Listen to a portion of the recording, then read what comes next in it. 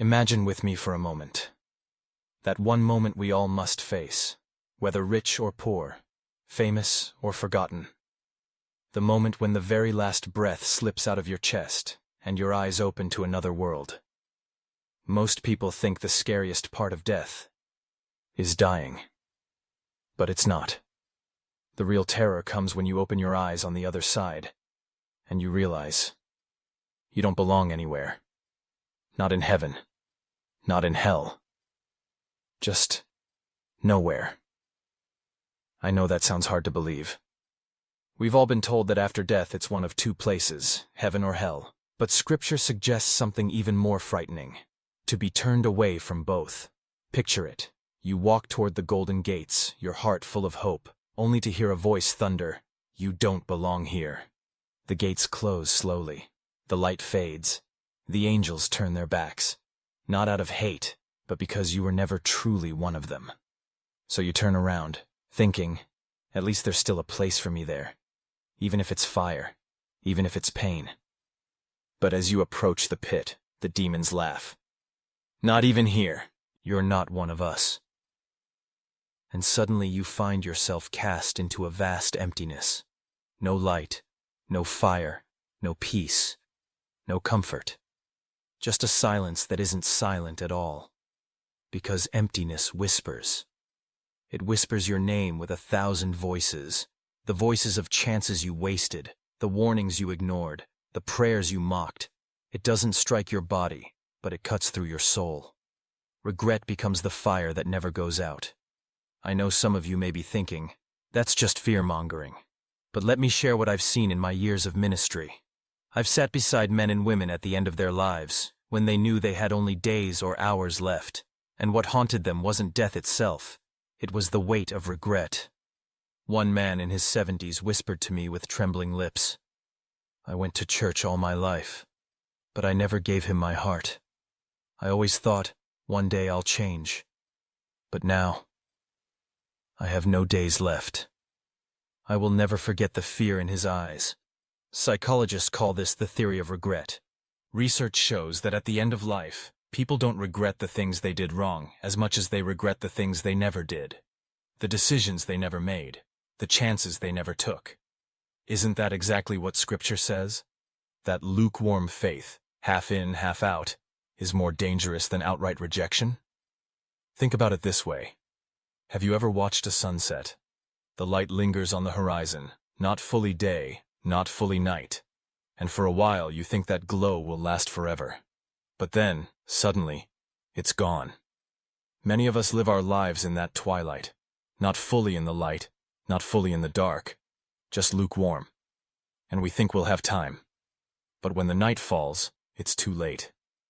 The most dangerous lie we tell ourselves is this: I still have time. I'll pray tomorrow. I'll change next week. I'll get serious about God when I retire. But I've seen enough to tell you, tomorrow is never guaranteed. Last week, someone sat in church.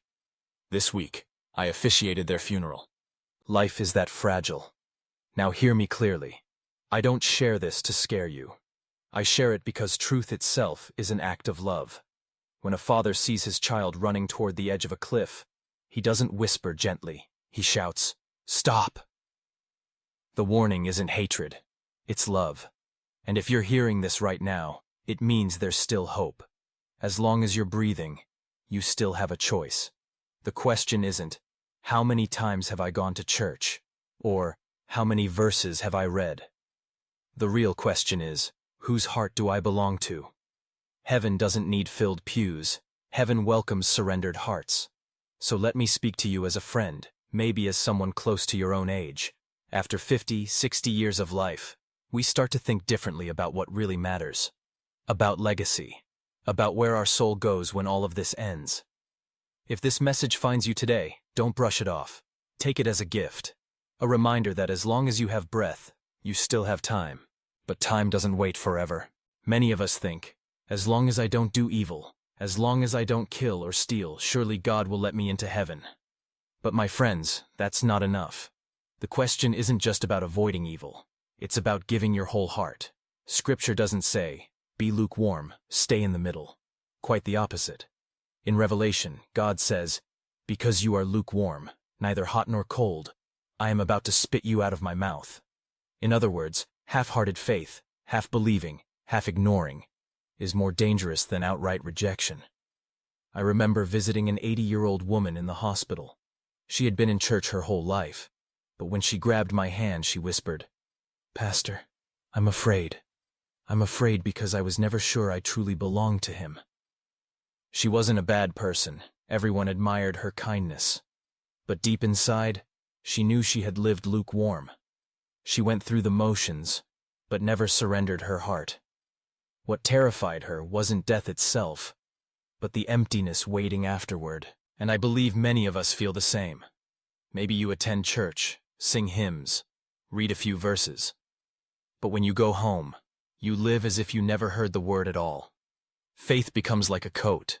You put it on Sunday, hang it up on Monday. But on Judgment Day, the only question that matters is, whose heart did you truly belong to? Let me give you a simple picture. Imagine a child who grows up in a family. The parents provide everything, love deeply, sacrifice much. But that child never truly attaches, never calls them my parents in the heart. On the day of reckoning, when the family gathers, that child stands apart, belonging nowhere. That's what a lukewarm soul looks like. Even psychology points to this truth. Researchers talk about something called cognitive dissonance, the discomfort you feel when your actions don't match your beliefs. Living one way while claiming to believe another creates deep anxiety. Studies show that this inconsistency leads to stress, depression, and restlessness. So if lukewarm faith already disturbs us in this short life, imagine what it will do in eternity. Some people think, well, if I don't make it to heaven, at least I'll end up in hell. At least I'll have a place. But Scripture reveals a fate far worse, to be turned away from both. Heaven closes its gates, hell shakes its head, and you become a wanderer, unwanted, unclaimed. No light, no fire, just endless echoes of regret. I'll be honest, that is the darkest nightmare. You cannot die again. You cannot ask for an end. You cannot escape. You simply drift, like ash in a cold universe, haunted by the memories of every ignored chance. Haunted by the voice of God calling you while you lived. The invitations you laughed at. The prayers of loved ones you brushed aside. And you might ask me, Pastor, how could a loving God allow such a thing? My answer is simple. God doesn't push anyone into that void. People choose it themselves. They reject him again and again. When the door is open, they refuse to walk through. When the invitation is given, they delay. And when the door finally closes, the emptiness is only the result of their own choice. I once sat with a man in his 60s. He had built a successful business, earned wealth and status. But with age came regret. He told me, "All my life I thought I had time. I kept saying, one day I'll get serious about God." But that day never came. I chased too many things, work, money, people. Now I have nothing but emptiness. His tears weren't for lost possessions. They were for a lost soul. Friends, this isn't just a story for other people.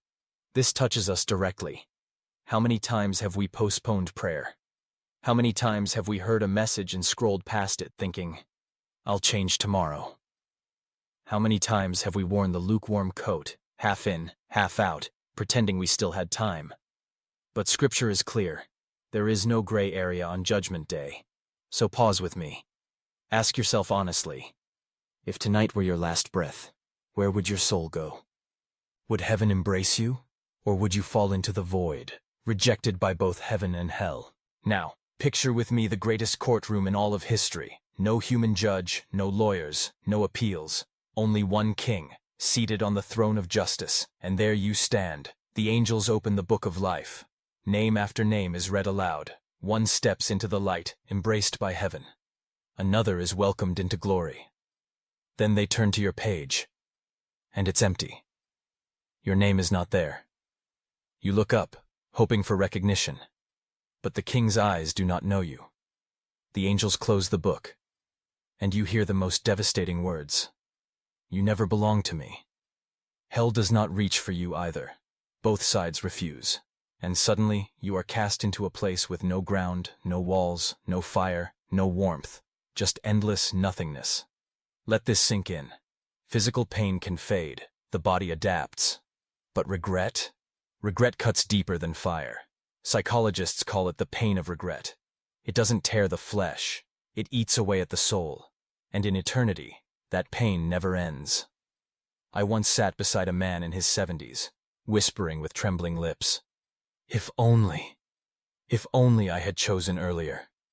He wasn't afraid of dying. He was crushed by the weight of missed chances. He had heard the truth. He had known what to do.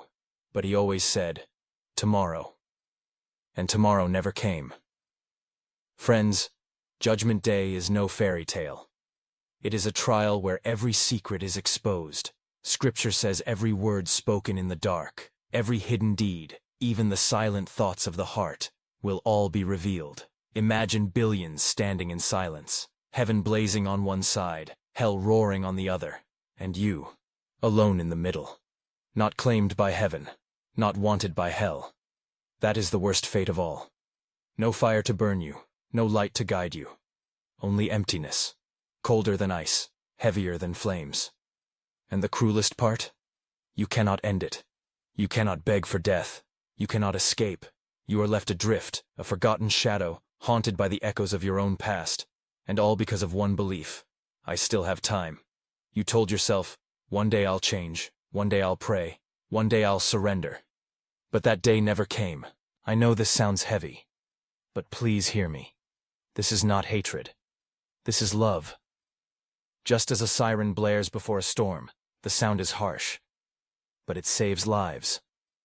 A warning may be uncomfortable, but it is mercy in disguise. Right now, you still have breath. Right now, you still have a choice. But the choice cannot be made by your pastor, your spouse, or your children. Only you. You see, Judgment Day isn't a myth, and it isn't a children's story meant to scare. It is reality, one that none of us can avoid. But here's the hope. The door is still open. You still have breath in your lungs. You still have a choice. And when you still have a choice, you still have hope. God doesn't want anyone to drift into that void of rejection. All through Scripture, He is described as patient, knocking at the door of every heart. He doesn't ask for perfection, because none of us are perfect. He asks for surrender, for a heart that says, Lord, I can't do this on my own, but I give you everything I am. Some of you might be thinking, it's too late for me. I'm too old. I've wasted too many years. But remember this. The thief on the cross had nothing left to offer, no life of service to give, just a broken plea. And Jesus answered, Today you will be with me in paradise. As long as you are breathing, it is never too late. I once knew a woman nearly 90 years old. She had never once stepped foot inside a church. But in her final days, she whispered a simple prayer. Her eyes lit up with a peace her family had never seen before. When she breathed her last, the room felt wrapped in a holy calm. I believe in that moment. Her name was written in the book of life. This is not a command. It's an invitation. An invitation to step out of lukewarm living, to stop standing in the middle, and to walk fully into the arms of God. Don't put it off. Tomorrow has never been promised. Even science confirms that when people believe in something greater than themselves, their bodies and minds find strength. Studies show that older adults with a clear spiritual faith experience less anxiety, less depression, and even recover faster from illness. Faith doesn't just save the soul for eternity. It brings healing for today. So hear me. This message is not just about the future. It's also medicine for your soul right now. Don't stay lukewarm. Decide. Choose. Don't let your heart drift into emptiness when it was meant to be embraced by eternal love. Before you close this video, I want to ask you the same question I ask myself. If your name were called tonight, would you be welcomed into His arms or cast into the dark? That answer is not in anyone else's hands. It's in yours, right now. If you feel even the faintest whisper in your heart, don't ignore it. Respond. Pray. Ask God to write your name in His book of life, sealed in the blood of the one who gave everything for you. And don't just walk away and forget this. Leave a mark. Write in the comments, I don't want to be lukewarm anymore. I choose him. Because sometimes, one small decision in this life changes everything in eternity. Don't live as if tomorrow is guaranteed. Don't let your soul drift into the void. Choose today, choose life.